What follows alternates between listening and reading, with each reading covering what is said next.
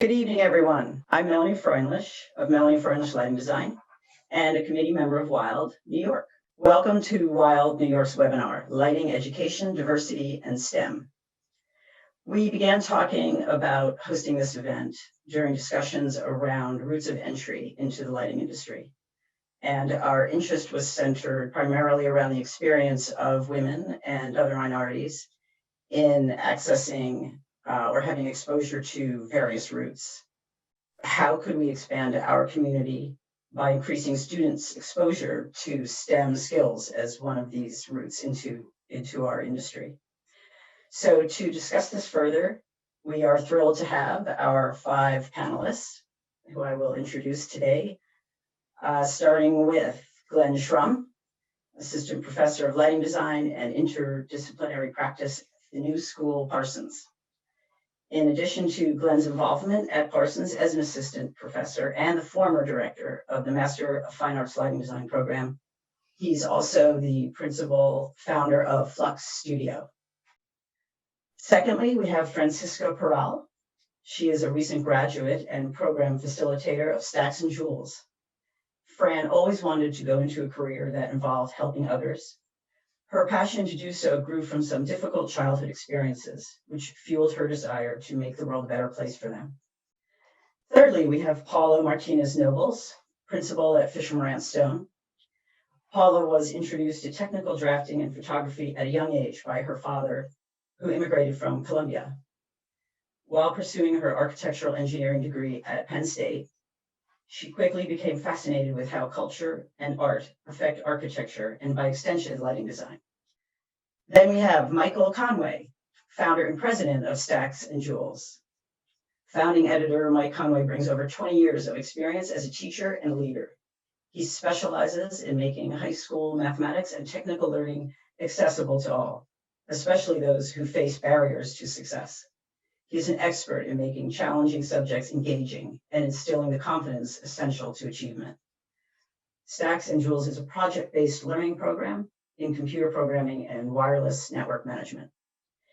And lastly, but not least, we have Vicki Hobson, Director of Human Resources at Syska Hennessy. Vicki oversees the leadership and management of Syska's HR department, driving the design and implementation of programs that will enhance employee engagement and development. Our webinar will be moderated by WILD New York committee member Kim Daley of Hartranft Lighting Design. I will now turn the proceedings over to Kim and our panelists. And thanks so much for joining us. Thank you, Melanie. Thank you all for being here. As Melanie mentioned, we developed this panel discussion to create more awareness about the limited diversity in our industry and in STEM-related professions as a whole. And to start us off, I'm going to ask Paula our first question. Paula, who do you feel is missing from the industry? So it's going to sound probably a little bit selfish, but I would say people like me, right? And the reason I say that is because I felt underrepresented when I first started my career. So if I felt that way, I know that there's other people that feel similar to me. And I think whenever you're in a situation where you feel like you can't identify with somebody for whatever reason, then it creates a block. It creates a lack of an opportunity to be able to have honest and open conversations. Glenn or Vicki, do you have anything to add to that? I totally agree. You know, I've been in the working world a long time. I was the first person in my family to go to college and, you know, become something, as my father would say, you need to become something. I became many things before I landed in human resources. You know, to me, I think as a woman in any type of business, it has been an uphill struggle or challenge over the years. But as somebody who eventually found my way into human resources, obviously it was quite clear that there were many other groups that were underrepresented in many areas of business. As I managed to kind of enhance my growth, I looked to see more women like me. And I will say that in my early career, I had primarily men as my mentors. and coaches. And I was lucky to have very compassionate people at that point. You know, sometimes you do get lucky. And I think that partnering with someone like that helps to make the journey easier. Glenn, you are intimately familiar with the college students as a professor. Can you let us, how do you feel? What do you see as far as the students that are entering the field? Well, one thing I can say, which has certainly been informed by the equity and lighting's surveys, is that the lighting design industry has a real lack of Black representation, and that extends to our educational systems. And within lighting higher education, it really mirrors a lot of what we see in master's level work, I think, beyond lighting, which is that we have a growing diversity internationally, which represents cultural diversity, but not economic diversity. We still have low representation of disadvantaged individuals, largely because of some of the issues that were raised in the videos that preceded this program. That makes sense. And that's a perfect segue into our next question, which is why do we feel that there's a lack of diversity among women and minorities in our lighting industry? Mike, do you want to start us off with that? Considering you're with Stacks Joules and you interact with the younger students? Thanks for the question. Yeah, I mean, you know, first off, I want to say like where I go to, or what my methodology is to listen. And so like those videos and the interviews that you're posting there is go like straight to the source to get the answer to that. And I think we heard even in that small sample, as Glenn was also saying, that there are, you know, many factors, and some of those factors are really deeply embedded systemic barriers. And some of those barriers are economic, and some of those barriers are, you know, symptoms of larger kind of, you know, problems within our society. So what we look at in terms of like the access is to look for, you know, beyond the traditional on-ramps and developing alternative on-ramps to these types of technical industries, so that we can have, you know, rather than a straight academic approach, that we can start to develop more of that apprenticeship or you know, work-based learning approach that Camille in the video spoke of, and that I know Fran can definitely speak to, and you know, I'm sure many of you can speak to. I do have one thing to say of what Mike has said. Excuse me, everybody, my voice is a little bit, you know, gone, but there is a lack of, you know, inclusivity and diversity. So there's just not, I feel like students don't see people like me or other people, you know, that they can look up to and feel comfortable enough to learn more about what lighting is or what, you know, STEM is. So I feel like if there was somebody, you know, more diversity and more inclusivity, so they can look up and be like, you know, I want to be exactly like, I can do it because she could do it. I can do it because, you know, she did it, she made it. So I feel like if there, you know, now what we can do is, you know, bring more diversity and inclusivity with women. And I feel like that's what we lack as an industry, is like, there's not enough of that. So that's just like, you know, the way, that's how kids see it, you know, they look up on to us to see what, you know, what they can become from our example. And it starts so young, right? You know, kids are motivated, or they, you know, they see role models and they see themselves in them at such a young age. I mean, for a lot of us, that might start in high school or middle school or even earlier. For me, I remember that part of kind of my strong support network started in college. I went to Penn State, where it was, you know, predominantly really white college, right? White university, where there was very few people, very few minorities, especially in the College of Engineering.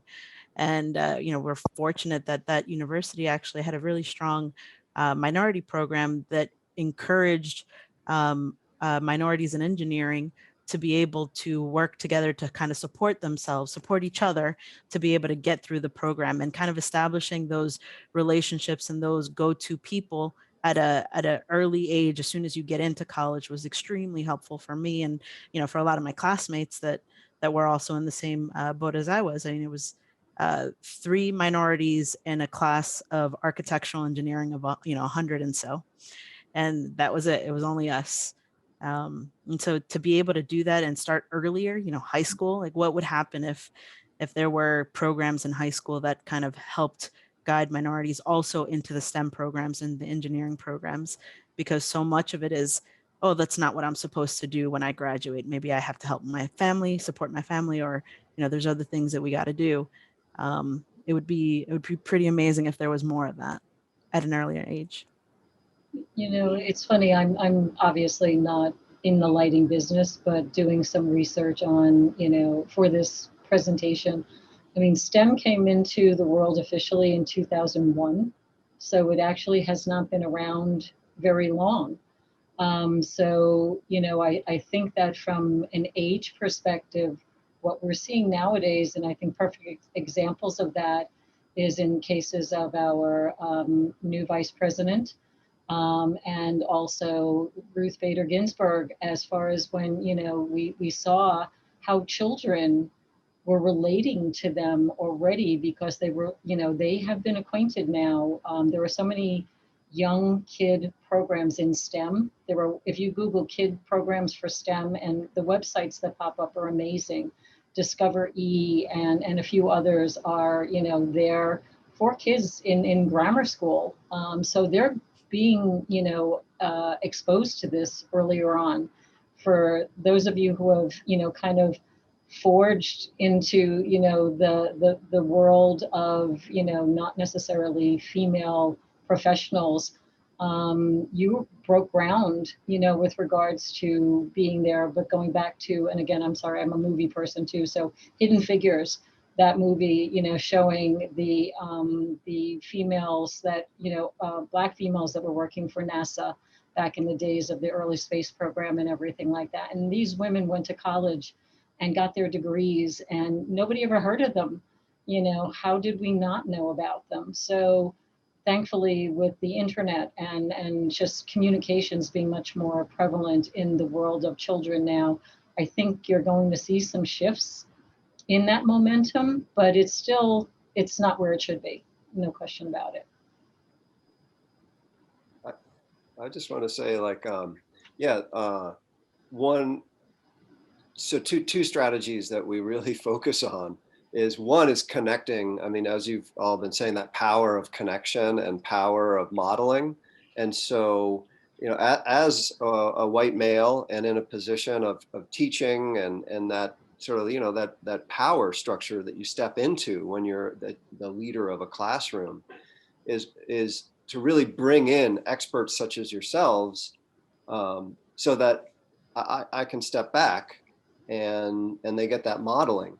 And that stepping back is also very consciously such an important step, right? To model deference to expertise, to be in an environment where I am not the expert. So I am now along with a student among students, and then we bring in an expert, and I'm learning, practicing questioning, and especially modeling that deference as a white male to the expertise and excellence of a woman or a person of color. Is that those experiences, I think, are as powerful.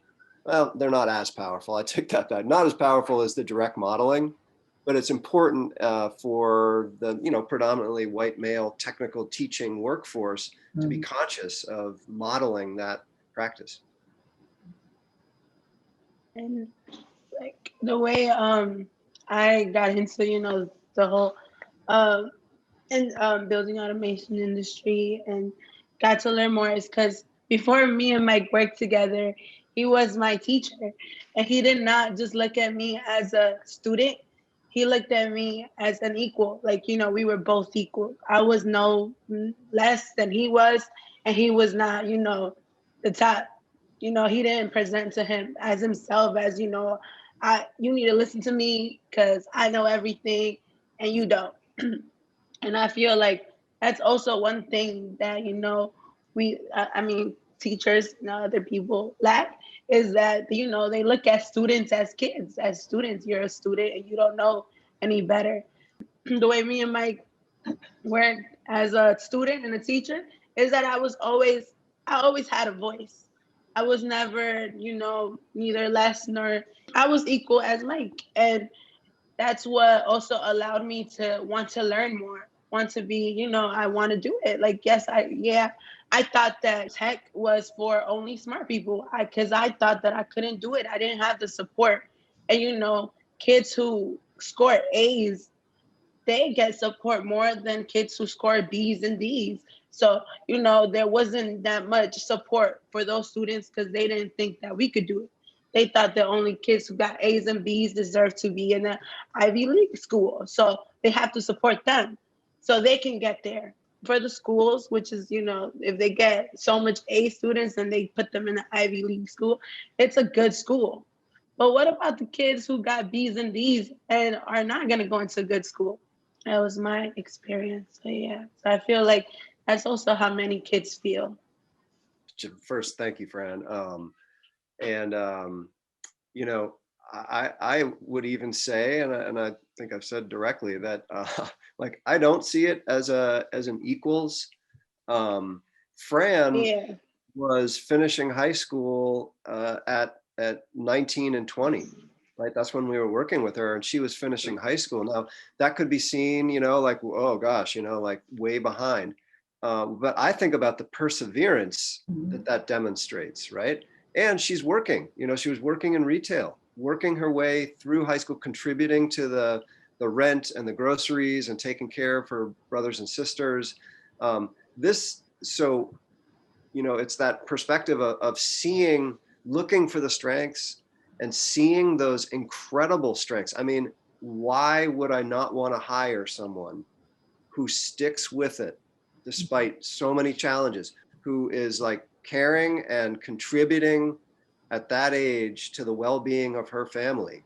I mean, that's our first hire, and it's only you know, showing the strength of that approach. So I think that both you and Fran might make a very good opinion or comment regarding, you know, treating people as equals and, you know, and realizing that everybody has something to contribute. And I think by taking away some of that teacher/student mentality, people are less intimidated to come forward. And I think that's a great way to encourage kids to raise their hand and ask questions and, you know, and get them not to be afraid to kind of pursue and keep that perseverance, like you said. So I appreciate that feedback. Is there anybody else who wants to talk about education or training opportunities, you know, things that we can do to help our students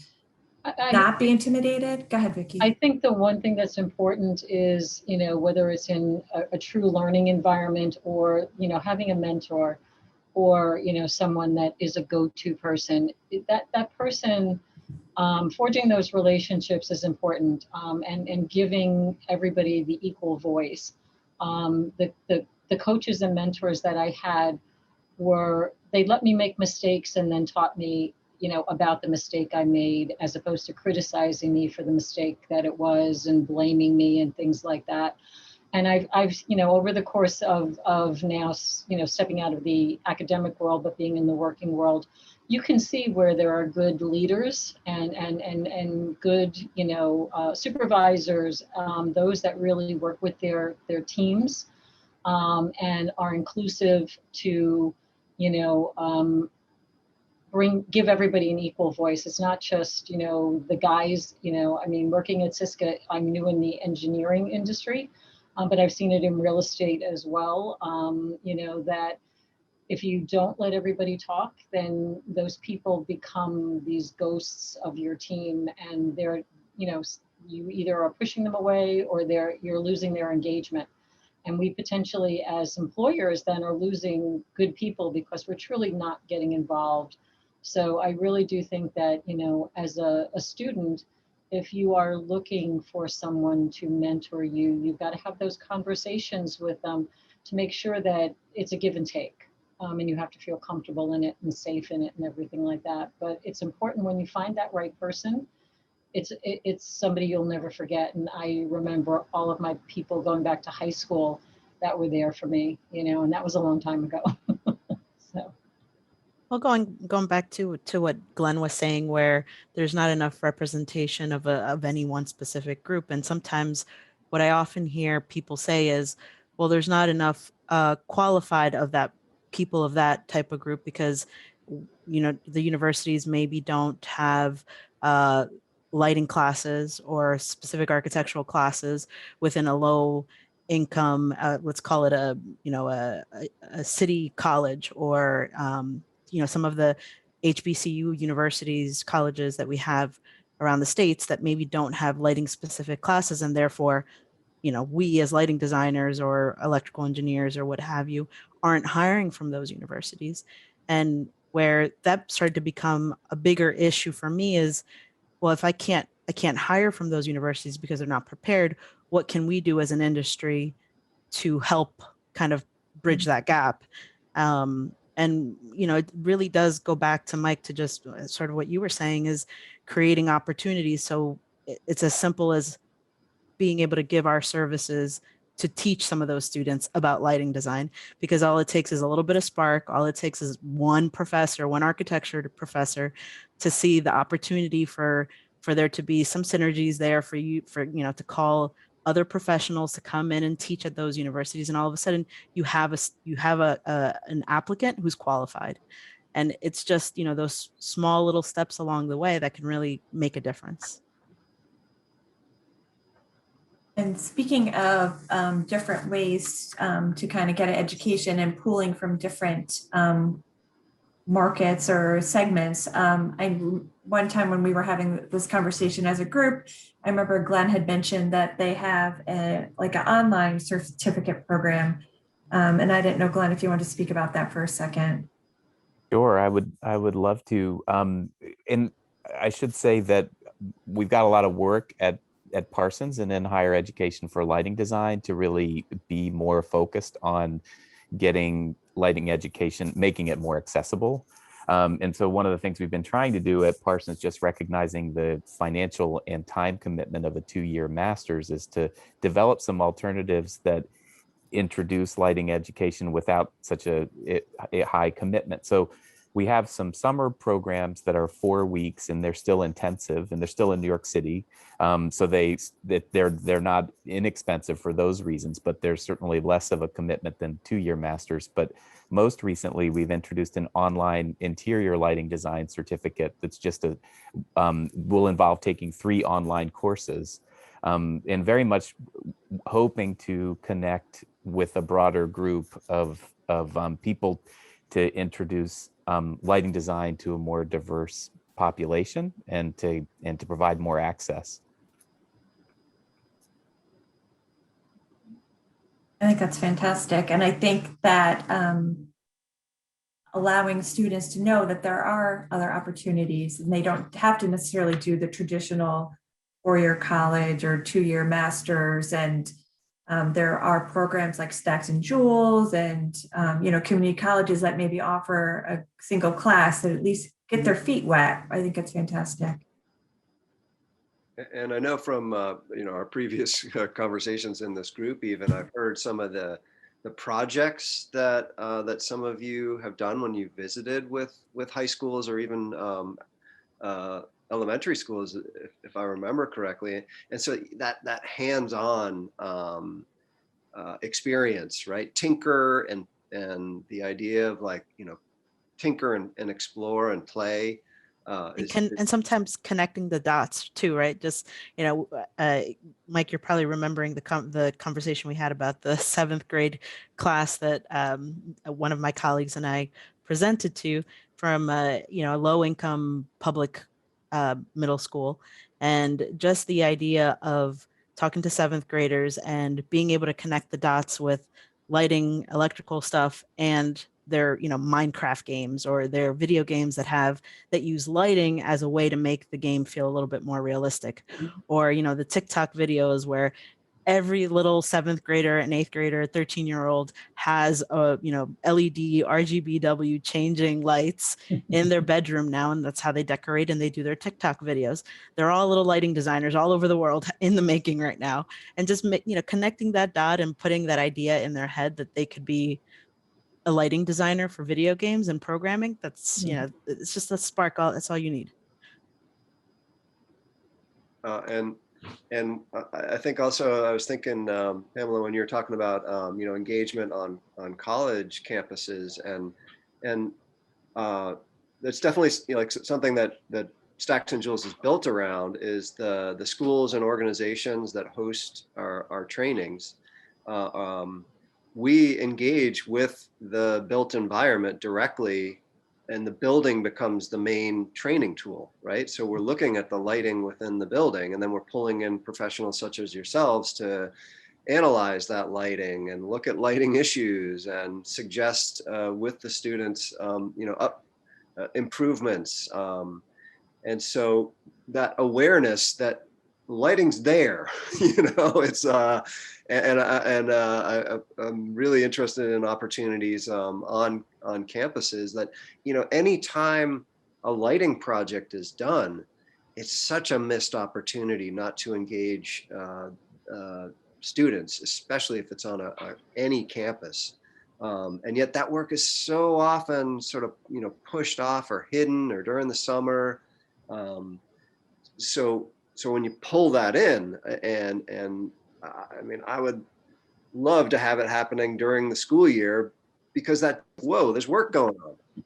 No, I mean, at Syska, we actually do a partnership with the New York Exploring Club, and it is high school students. We do a spring session and a fall session, and it's actually it's an intensive kind of 3-day program that's spread over like 6 weeks. But what we do as part of our presentation, because Syska is a design build engineering firm. So we have all of the practice areas. We have a lighting department, as well as, mechanical engineering, plumbing and everything. But we do an analogy of equating how you take the practices and compare it to the human body. And so lighting is always the eyes of, the building, as far as people being able to see and creating the vision and everything, where plumbing is obviously the digestive system and things like that. But we actually do that, that comparison. And, we get freshmen in it. Usually we try to do like sophomores and juniors, but sometimes we do get freshmen in it. And these kids are like 12, 13 years old, that are coming in, and they're just like, oh, I never thought of a building that way. And then putting some structure to it, and some of the projects that we do. And I mean, I sat in my first one like 3 years ago, and it was just amazing to see the light bulbs going off literally in their heads, as far as like, wow, that's pretty cool. So, starting younger is better, though. There's no question about it, as far as getting, the kids involved early on. Speaking of starting younger, I remember Fran had an analogy that I loved, her Barbies versus cars analogy. And that kind of goes into what we're asked our attendees about, what age do you think that STEM should be introduced? So Fran, would you mind sharing that story? I feel like, as a girl, at a young age, you're introduced to, girls play with Barbies and guys, boys play with cars. Like you can't switch it up. I grew up in a Spanish household, so it was always like girls have to play with Barbies, And, you know, the boys can't play with Barbies, or, you know, the girls can't play with cars. For them, it doesn't make sense. In school, it's kind of the same thing. It wasn't introduced to, like, now to introduce girls and be like, you know, you can play with cars if you want to, and boys can play with those. Like, it doesn't matter. It doesn't identify you. Girls, you could be a whole tech person. You know, here's a computer, you know, toy computer to play with, just to, you know, open up their minds, and, you know, so they could play and experience that, you know, at a young age. So when they grow up, they're like, you know, I did this, like, as a kid, I played with this, similar to, but now it's a real life situation. So now they kind of have like an experience with it, but not fully, but they remember something because of their childhood, like it was presented to them as a kid. And growing up in a Hispanic house, I know exactly what you're talking about. Yeah. And it made it so that, and, you know, I love my parents dearly, but it made it so that when, of course, you know, when I had my 3 daughters, it was almost like a rebellion for me. It was, how much STEM can I put in their face? How many cars and boy toys and balls, and, you know, how much male stuff can I put in front of them so that I can overcorrect anything that, you know, I grew up around, because that was just how it was. And it's been really good to see how just their natural inclination to go to things, but also their natural inclination to be inquisitive, and how having 3 daughters, all raised by the same family and also raised in part by my parents because they live with me, how much just presenting them the option at an early age, you know, 9 months, 12 months, made a difference, right? You start seeing the development of, that's an engineering-like tendency at age 4. And it does make a difference. Fran, you were part of an all-girls training cohort that we did in collaboration with the Lower East Side Girls Club in your high school. Can you speak to the significance of that in your, you know, growing STEM identity? Yeah. So I was part of the Lower East Side Girls Club. We were a group of all girls. So I didn't feel, you know, at first when I came in, I'm very shy. So I don't really talk. So unless, like, you know, the class was interesting, which it was, it became interesting because I was supposed to be an assistant to my advisor, who had advised me to go to Stacks Joules, but I was like, no, I don't do tech. So I was like, I could be your assistant if you want. But then I saw them doing, and then I saw the girls. It was all girls. So I was just like, oh, maybe I can actually, you know, try it out and see if I like it. So I tried it out, and what made it more comfortable was because it was all females. So I was like, I'm not judged by any boys, you know, because boys are kind of judgy sometimes when females don't know certain things or something like that. You know, you just don't feel as comfortable as you would with a group of females. So I was like, okay, I'll try it out. I tried it out, and I was like, oh, it's not that bad. It's not as intimidating as it looks. So after I tried it out, you know, the girls, I had a connection with the girls, and we all just, you know, worked together as a team. And so we got to know each other, and it just became like, you know, a sisterhood, because it was just like, you know, I needed help, and then the girl next to my other, you know, friend, we just helped each other out. It was all teamwork, and I didn't feel like, you know, I was less smart than the other girls. I just felt like, you know, we were all just helping each other grow as one, instead of, you know, just one of us grow and then the other one just stays down. It was like a team effort. So it was just comfortable, you know, to be with a group of girls, because you don't see that. You don't just see, you know, a whole groups of girls in a tech opportunity. So that was nice. That was nice to be just, you know, comfortable and not judged, and just, you know, just growing with your, you know, just not being one of, you know, one has to reach here. If you don't reach there, then, you know, you just didn't make it. No, it was a whole team effort. We all made it, not only one of us. Yeah, that's my experience. Thank you, Fran, for sharing that. And I think a lot of us have similar experiences to that. One of the things I'll share, when Paula was talking about, watching her young kids and seeing where they're, where she could see a spark of an engineering mind. One time I was working on a lighting design, and my son, who was probably maybe about 10 or 11 at the time, he's like, "Mom, what are you working on?" And I was like, "Oh, I'm trying to light this wall on the outside of a building."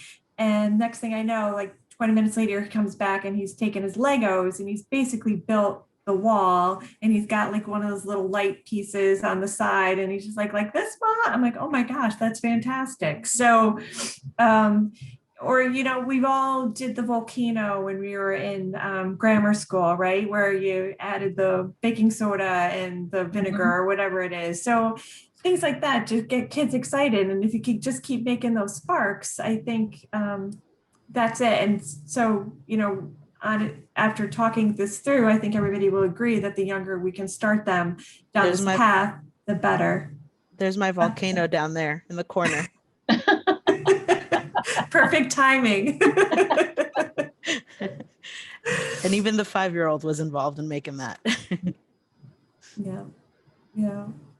And I'm looking at the Zoom gallery here, and I think if we hadn't had the introductions, it's still pretty clear who's the lighting designers. If you look at whose panel is looking real nice. So I think that I don't, like you can see that expertise and when you can like get a sense of like what that adds to your experience, to your lived experience is an important point.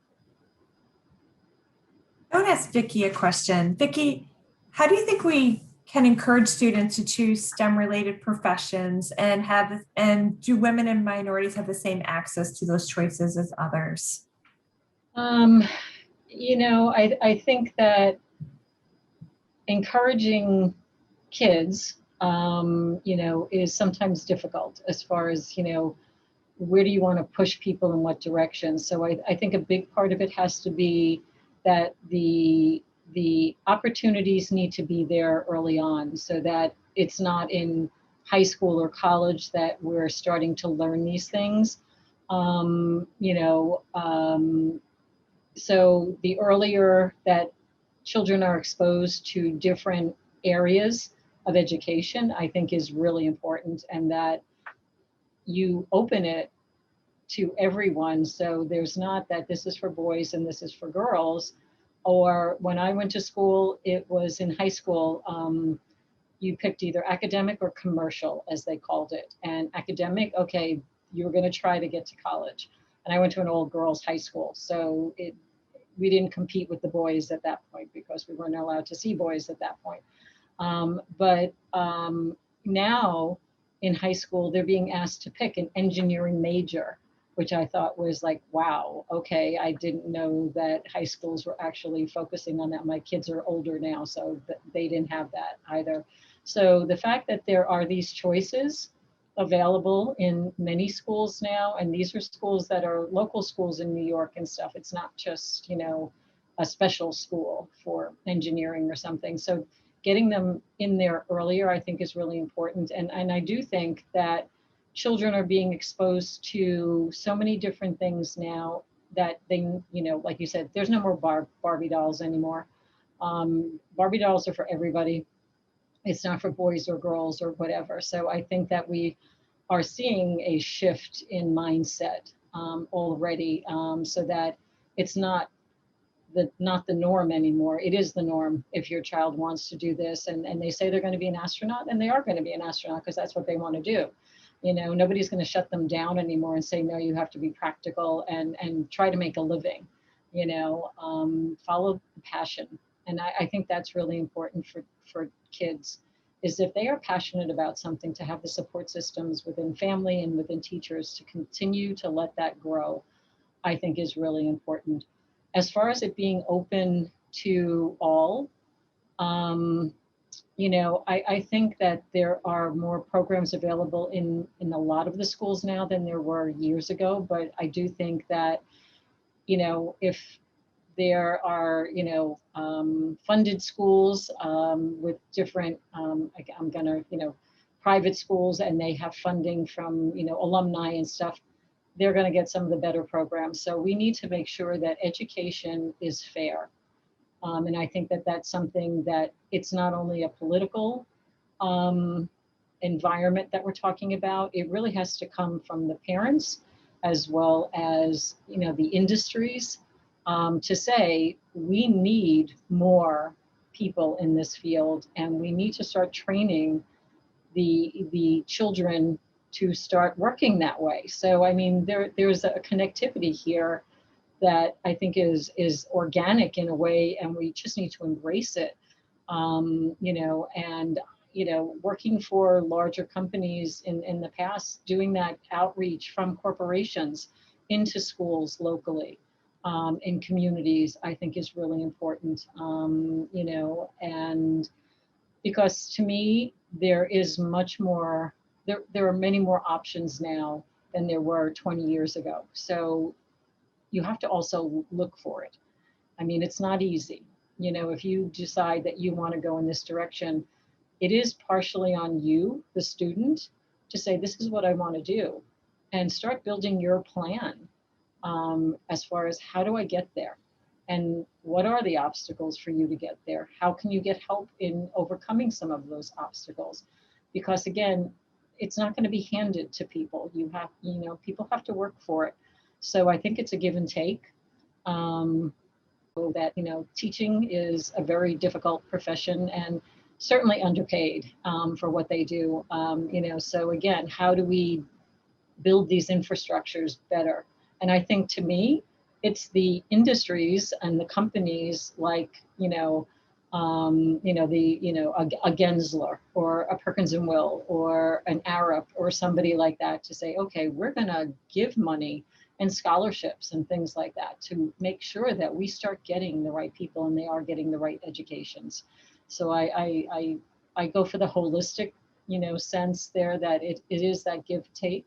So how do we make that movement start to happen at all levels, And I mean, the other thing is, I mean, obviously having internship programs and those kind of things is really important. And I mean, I will say that the one thing I'm very proud of in the 3 years that I've been with Syska, we have developed an inclusive and, a diverse recruiting philosophy, so that when we are doing our recruiting now, we are, having diverse interview panels from the intern level up to the senior executive level, so that you see yourself in the people who are interviewing you.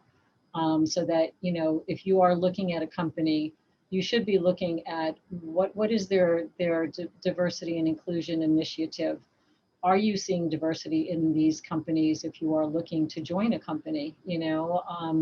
We have a diverse culture here, and we want people to see that, we have women engineers and we have women designers, and we have, African-American designers and engineers and things like that. So, we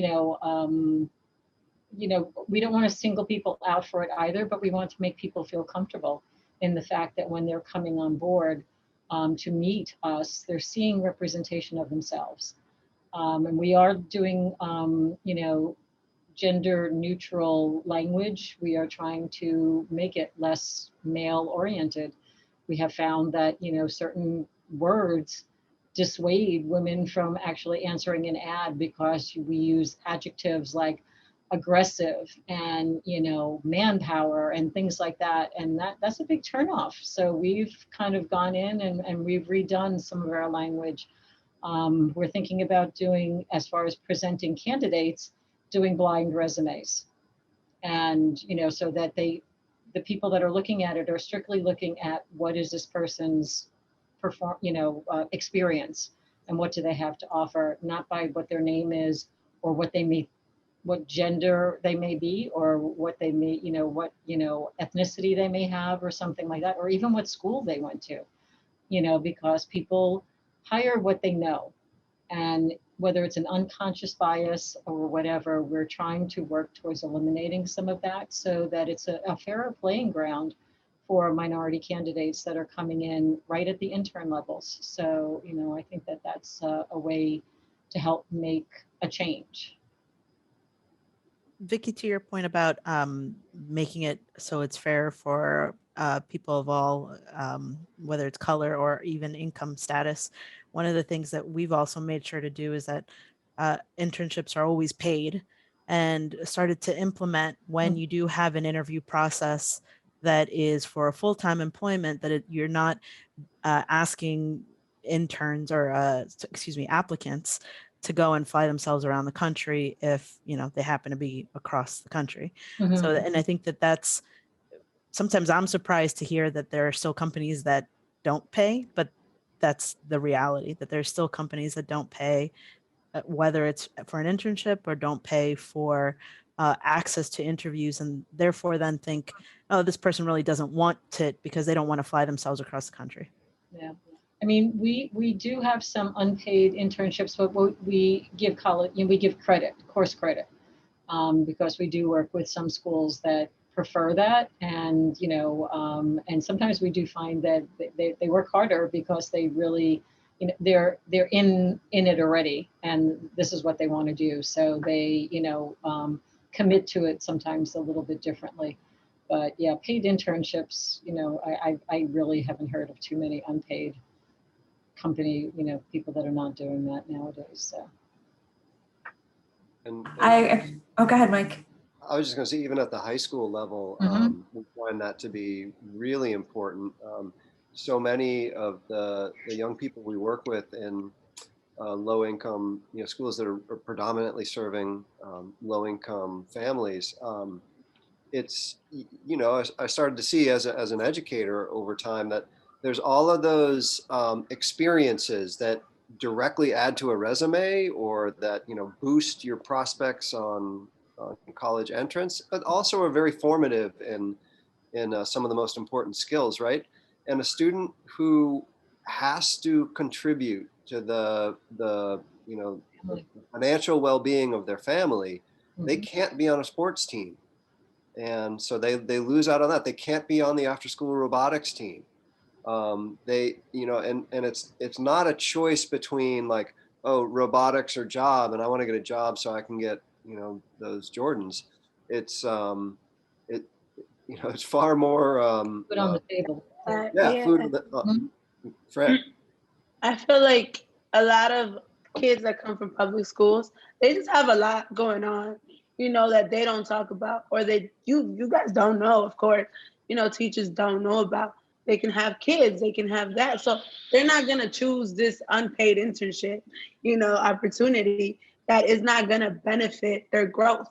You know, they're not gonna, like, that internship it benefits more the person that is trying to, you know, give them that unpaid internship than the student, because they're not going to elevate from that internship. I feel like we need internships that it's going to actually, you know, help the student grow, instead of just, you know, it's just the internship for the resume. Because there is people that, you know, take advantage of students who don't, because they don't know where they should be at, you know, or they don't know where, you know, what they can do. Yeah, I feel like students have so much to offer, and they have, you know, they're very smart. They come with very different perspectives. They come from backgrounds that nobody else can relate to. And, you know, only them they can relate to, because as a group, they go through a lot. So, you know, they have to take care of their kids. They have to take care of, you know, family members who are sick. So they're trying to find out, how can I get more money, or how can I, you know, grow my value, instead of just being in an internship that is just going to give me an internship in paper, because it's just going to give me that, you know, when I go to another place, they're just going to see that I interned there. But like, how did I grow from there? You know, how did they help me grow? Did they help me grow? No, they just, you know, used me to help them, but they didn't help me back. You know, New York City is doing some great work around this. We work with a number of like the CTE, the Career and Technical Education high schools. So these are schools that have like a focused career area that they connect their curriculum to and have some training in. And those programs, the Department of Ed offers funds to be able to pay those students for internships. So so it just, you know, makes it easier and more affordable to connect with a business, and so then seeing that, one thing that we do at Stacks and Joules is we also step into like the management and support of that internship.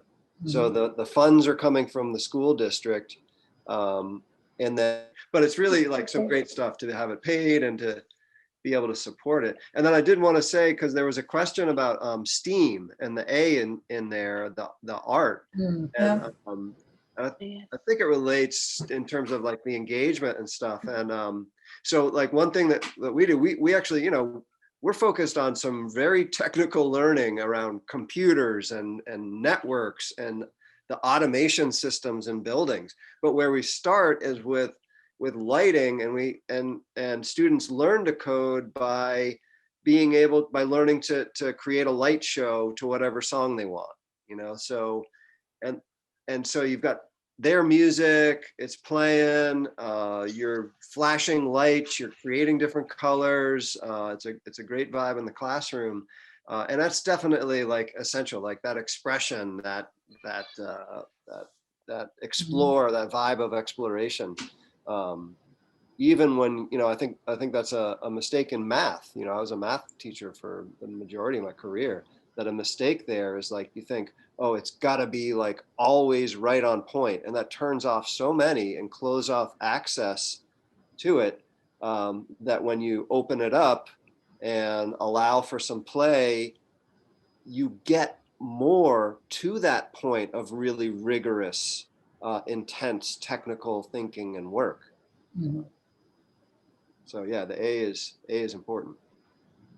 Actually, speaking of the A, I wanted to ask Glenn's opinion, since he is in the School of Architecture and Interior Design. I don't know if you saw the question in the Q&A, Glenn, but somebody asked about the A being art, and how do we feel about that?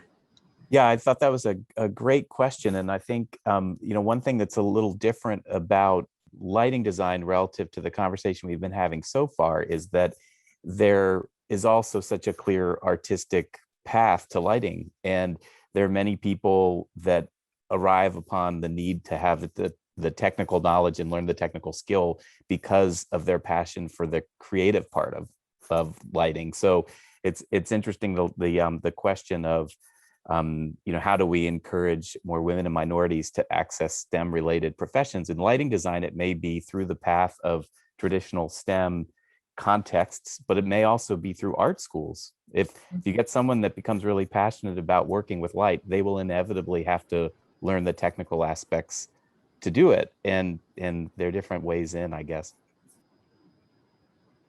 I actually, I listened to an interview by Florence Lamb. She's with Arab. Obviously, I know Arab from the engineering side, but I mean, to hear her talk about how she became a lighting person.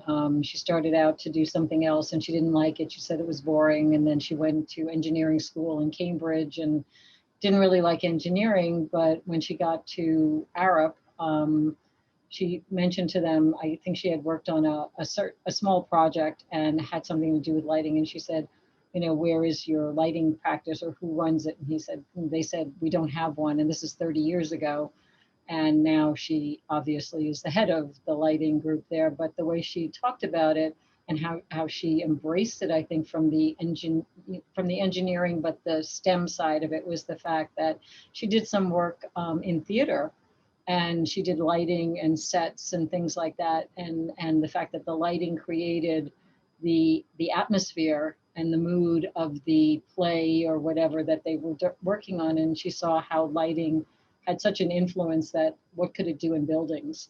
And I just thought that was like a great, you know, segue into, okay, this is now going to be my career.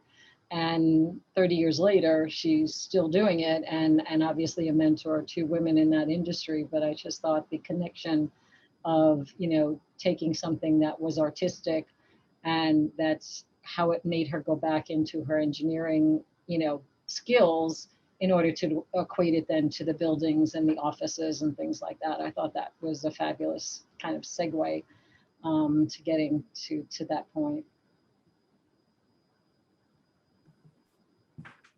One of the things one of our future events for WILD is we're going to talk about how different paths actually get to lighting. Like you don't have to go to school to be a lighting designer. There's a lot of people that have gotten here by very many different paths. So stay tuned for that. Great.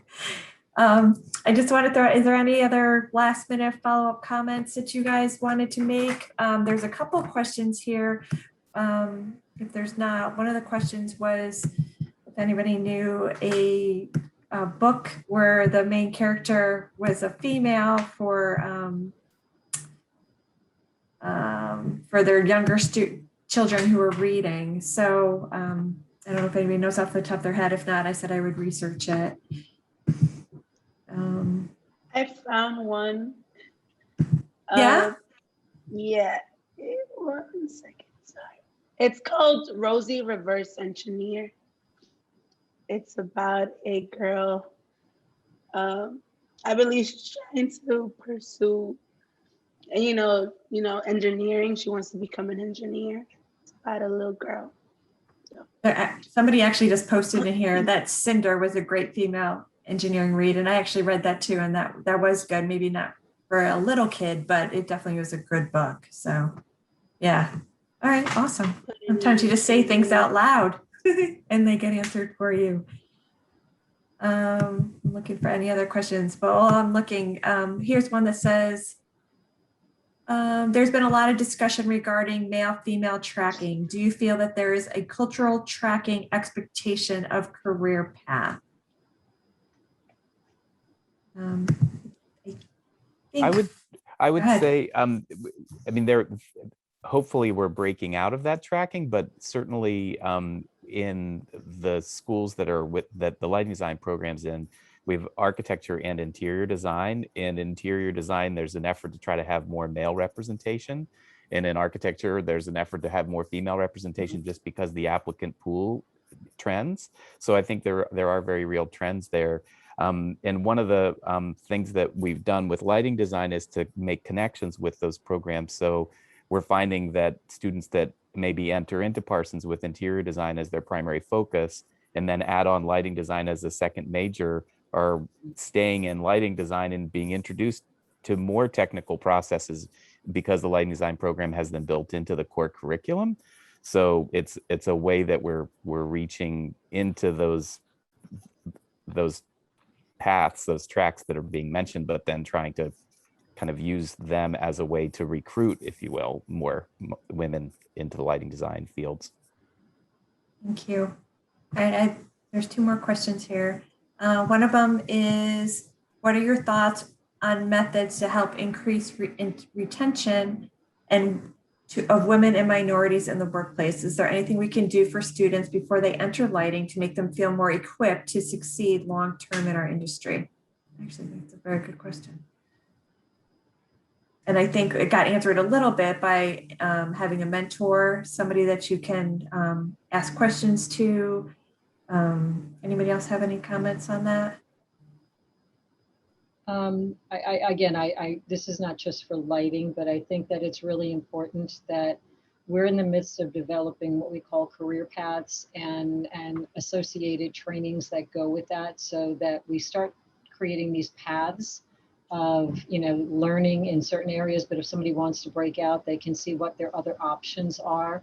So, I think having some strategy behind that learning process in whatever they're in that's required. It's it's like your standard core curriculum courses that you need to take, and then you've got your ad hoc electives and things like that. But having a path for them, so it's not just maybe I'll take that, maybe really have recommended paths for them, I think is important to create the foundations.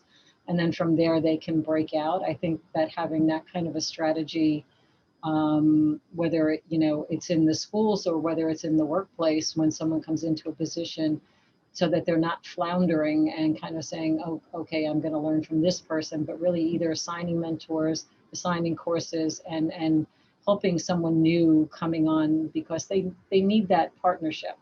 They really do. They can't do it on their own. So. Thank you. This is a good one also. What tips can you give a first-generation college student that aspires to be an engineer? I think Vicki touched on it a little bit. Is there anything else? Oh. I wanted to actually answer a question, like a comment about the internships, because I came from an alternative school. For a student, and you get into an internship, and let's just say you're going to be doing this, you're going to be learning photography or engineering, you're going to get your hands dirty. But if, as a student, when you go there and they're just asking you to clean tables, take out trash, that's not something you want to do. That's why I touched upon how, some internships take advantage of students, just because I've seen it. And I've also been that student that was taken advantage of. So not until, that's where I took a little pause on internships. So I made sure that the person that I was interning for is actually going to help me get somewhere, instead of just helping you take out the trash out or helping you clean your space. And then from there, just waiting what to do next. And I definitely want to look and do more research upon that. And, ask more students and more schools and questions about how, if, the internship that they intern benefited them or did not benefit them. So I would definitely want to look more into that. And I would recommend for any student that is taking an internship, ask, what is the plan for you? Yeah. We have to create a business plan. HR has set that benchmark, is that you have to put in a request for an intern. What is that intern going to be doing? And it has to be a business case.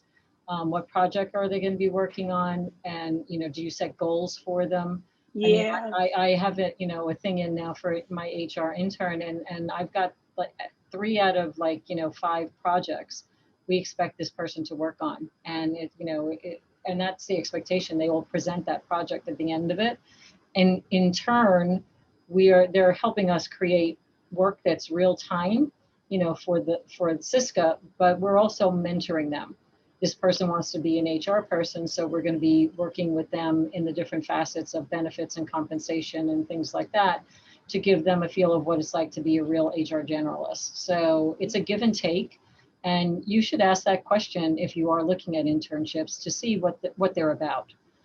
Because if they're telling you you're going to do filing or cleanup or something, then that's not an internship. That's just free help, and that's not really what you're in for. So yes. That's what we're trying to do at Stacks and Joules. We're trying to make sure that we partner our students with, actual partners that are going to actually help them, get more skills, and then also elevate the students to higher, and let them learn more, instead of just having them, help them with just this one thing. And then that's it. That's the internship. So that's what we want to do. We want to make sure we partner them with actual people that want to help them grow. Vicki, I had a question for you around your internships, and I probably know the answer to this, but is it like you that in the HR specific internship, and there's some it's so cool to hear you speak to your expertise, and that's such an important part, right? Is there also any focus or goals set around what does it mean to be a team member? Of course, yeah. And networking, or what might some of those look like? Well, I mean, we do require anybody who's coming in, like all of our interns will take compliance training. So they will go through our respect in the workplace training. They will go through, unconscious bias, microaggressions, bystander intervention. I mean, that's everybody that walks in our door. But then we will be working with them with regards to, now, how do you put that in the workplace? How do you, live that as part of our culture? And they'll have exposure, because we will be meeting with different groups. So this intern will shadow me in some of my meetings and get to see how leadership works. as far as business strategies and everything like that. I mean, that is, you know, we are encouraging this in all sectors because everybody can ask for an intern. You know, so we put out the requests, and you know, the lighting department can ask for somebody, and okay, here's the form. What are they going to be doing? But also, what are you going to be doing for them? You know, because we don't want them sitting around and just, you know, waiting to have work thrown at them. There needs to be a plan. So again, we're developing this as we go along. It is certainly not something that the company has been around 90 years. The internship program, not so much, as far as the formalities of it now and what we're trying to impart to these, you know, these professionals or soon to be professionals. And we're hoping to make it better every year. Since I've been here 3 years, so we've been building on it to be more of what I'm going to say, that give and take partnership. But again, assigning them, we have training courses through our learning vendor, so that, okay, as an HR person, what training can we give you here? And we'll assign them some courses to take. And so they'll have a transcript of that and everything with it. So again, pertinent to what their field is, we're asking the managers to do the same in the respective disciplines. So we're going to see how it goes. We do surveys and everything to get feedback from the, you know, the people that have been in our programs as well. And the nice thing is that we do get recurring interns. We try to focus, depending upon the level, but we do college and high school. And for the college, because they can segue potentially into a full-time position.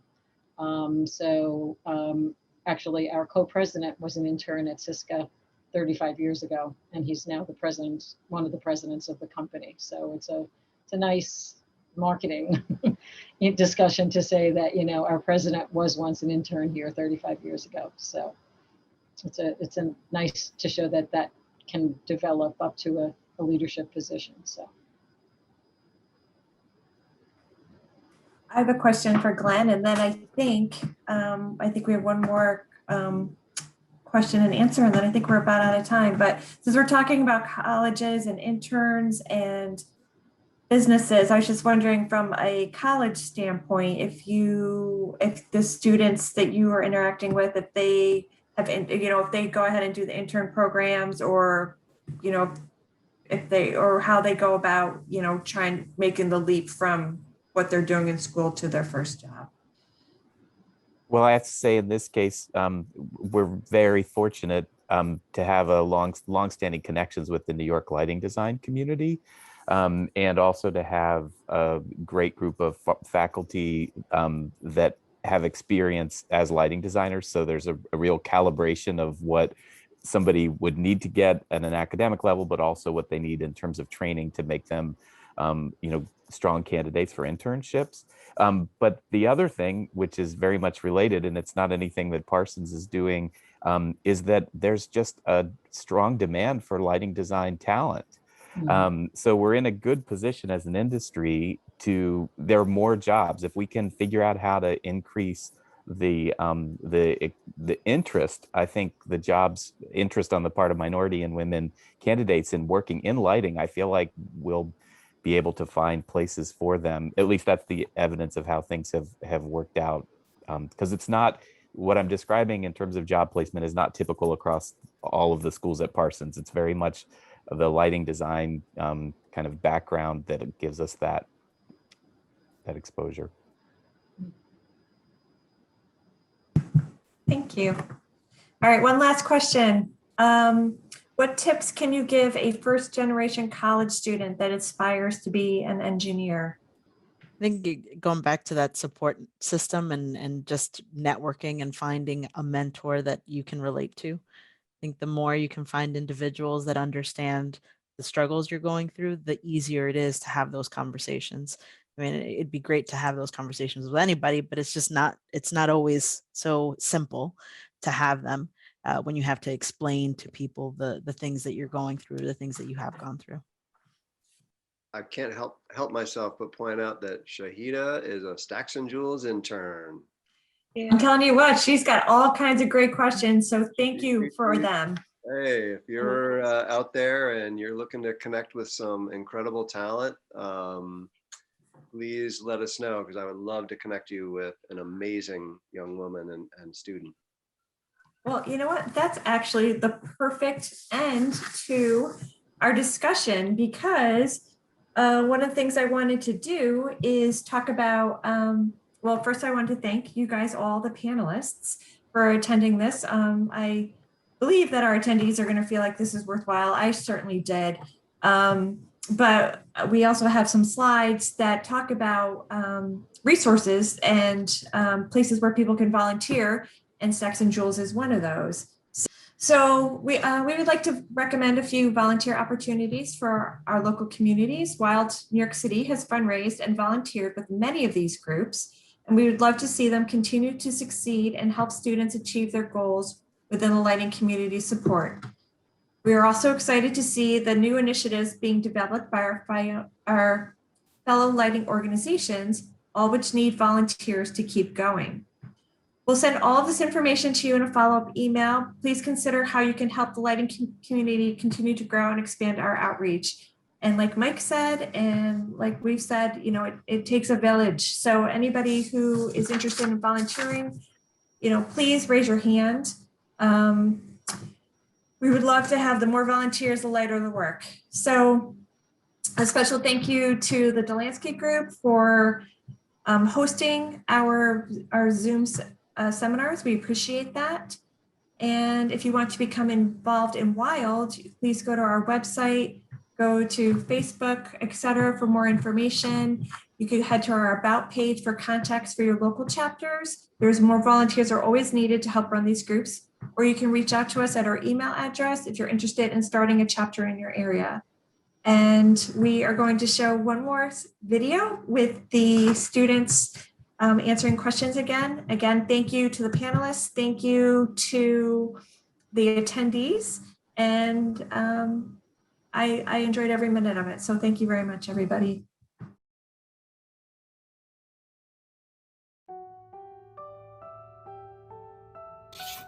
I would say the best piece of advice I ever received was that I'm only hurting myself at the end of the day.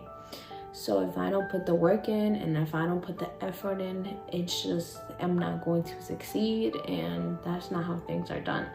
So I learned like I had to change what I was doing, and I had to just put the effort in and put the work in. And yes, it works out in the end. So I'm still doing that, and I want to finish strong. An obstacle I've faced while pursuing my education has been being new to design, or not having the formal design training prior to starting a master's program.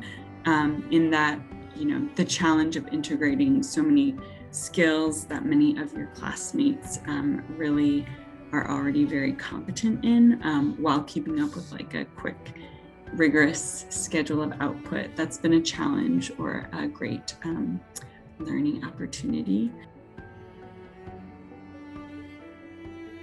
Always believe in yourself and don't give up.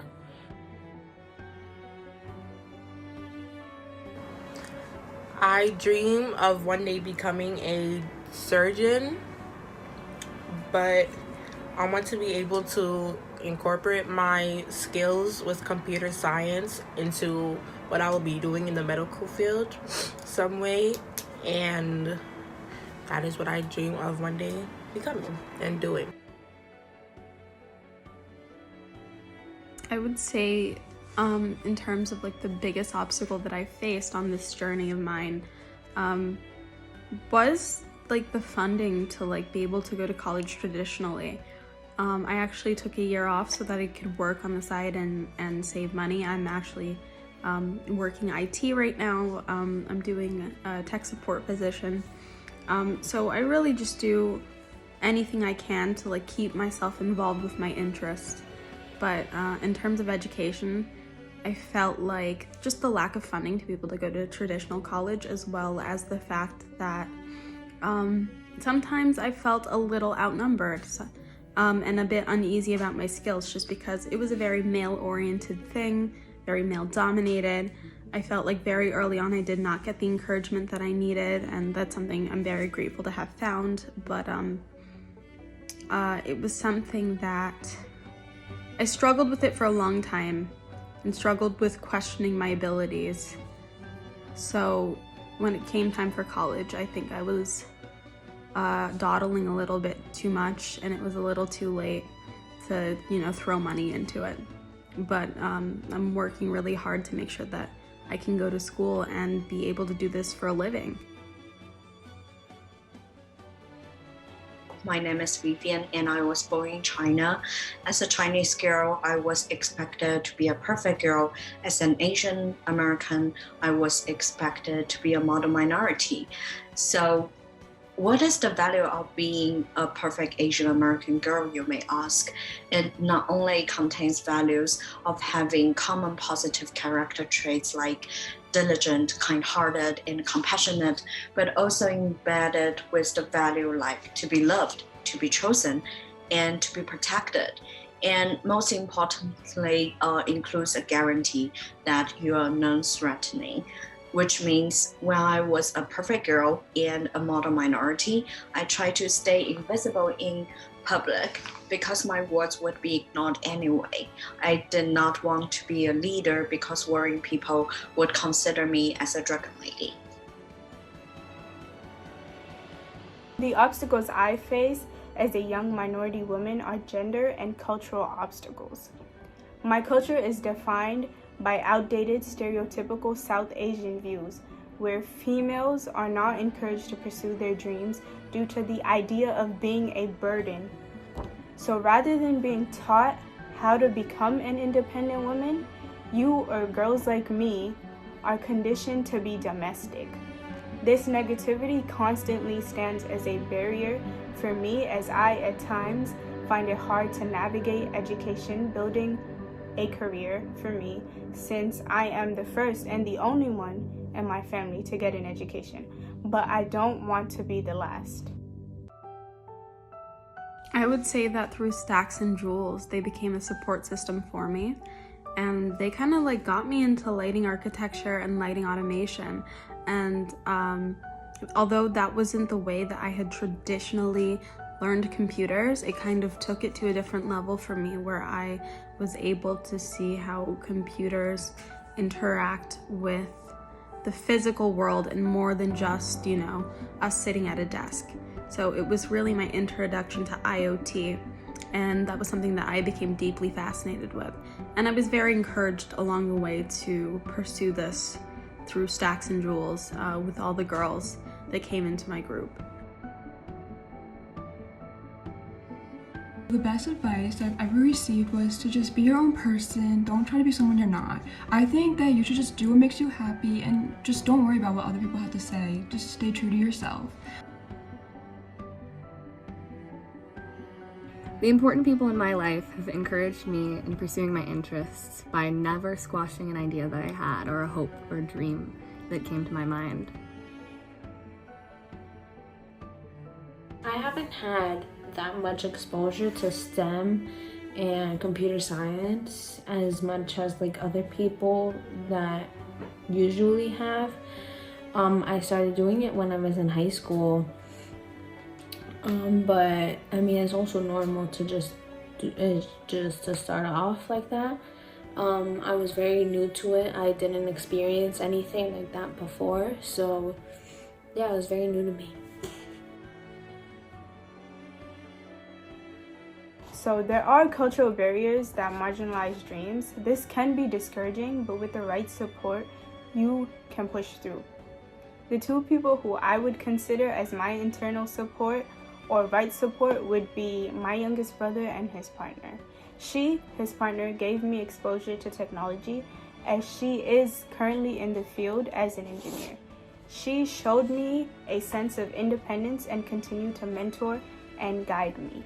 They both continue to pour positivity and stand ground when it comes to my education. If it doesn't matter in 5 years, just do it anyways. A lot of people say that my career path takes a lot of school, so it isn't worth it. I received a lot of exposure. Freshman year, I started off with HTML and CSS. Sophomore year, I ended up programming games. And now junior year, I am doing Python along with Stacks Joules. I dream of one day becoming really a master of design in terms of being able to command the process and just synthesize and express whatever concept or subject with a high degree of resonance. And then also when I think of master, I think of someone who is very confident and competent. So as a collaborator, I would hope that that translates into just being able to be calm and present and bringing a high degree of grace as a collaborator. So those are some of my dreams of one day becoming. In the past year, our student organizations and our faculty have participated in many events like Black Lives Matter, Stop Asian Hate, etc. And we also invited some female professionals to join different panel talks. For example, last semester, our lighting design student group, Lux, we invited women in lighting design, and all of them shared their story, and they told us the importance of resilience, which is very helpful. And I think I am the lucky one since we are supported by a great platform under the Parsons umbrella, and also within the small lighting design family. And that promotes activities related to solving local issues and social injustice.